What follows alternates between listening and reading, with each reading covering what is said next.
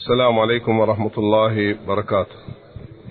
கௌரவ உலமாக்கள், மஸ்ஜித் நிர்வாகிகள் மற்றும் சமூக தலைவர்களுக்கான ஒரு வேண்டுகோளை 4ஆம் திகதி இந்த மாதம் நாம் முன்வைத்திருக்கிறோம். அது என்னவென்றால், சமீப காலத்தில் ஆங்கில மொழியில் இஸ்லாத்துக்கு முரணான தீவிரவாத மற்றும் பயங்கரவாத சிந்தனைகளை வரவேற்கக்கூடியதாகவும் அதனை செய்தவர்களை புகழக்கூடிய விதத்திலும் ஒரு மலர் மேகசின் பரவி வருவதை அவதானிக்கக்கூடியதாக இருக்கின்றது. இதனை சில தீய சக்திகள் பரப்பி இஸ்லாத்தையும் முஸ்லிம்களையும் கொச்சப்படுத்துவதற்கும் முஸ்லிம்களும் இஸ்லாமும் இலங்கை நாட்டிற்கு எதிரானவர்கள் என சித்தரிக்கவும் முயற்சிக்கின்றார்கள். இவ்வாறு பரப்புவர்கள் யார் என்று தேடி சட்ட ரீதியான நடவடிக்கைகள் எடுக்குமாறு கூறி போலீஸ் மா அதிபருக்கு உத்தியோகபூர்வ முறைப்பாடொன்றை நாம் செய்துள்ளோம்.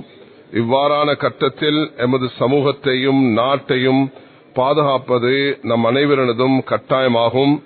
அதனால இவ்வாறான விடயத்தில் விழிப்புணர்வோடு இருந்து நமது முன்னோர்கள் எவ்வாறு 1000 வருடங்களுக்கு மேலாக இந்நாட்டில் முன்மாதிரியான முஸ்லிம் சமூகத்தை கட்டி எழுப்புவதற்காக பங்களிப்புகளை மேற்கொண்டார்களோ அவ்வாறான பங்களிப்புகளை மேற்கொள்வது எமது ஒவ்வொருவருக்கும் எனதும் பாரிய பொறுப்பாகும்.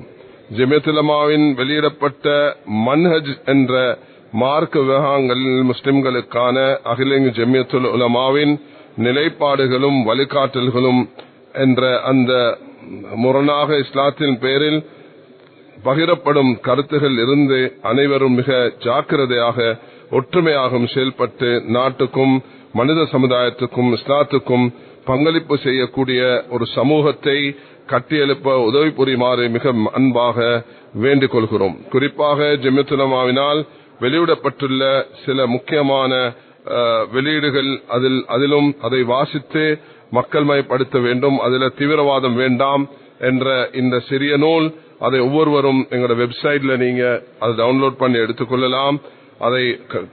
அதை பிரிண்ட் பண்ணி தாராளமாக மக்களுக்கு விநியோகிக்கலாம். ISIS பற்றி எந்த தீவிரவாதம் என்ற கொள்கையை நாங்கள் அறிவித்திருக்கிறோமோ இவைகள் எல்லாம் உள்ளடக்கி மன்ஹஜையும் படித்து ஒரு சிறந்த சமுதாயமாக வாழ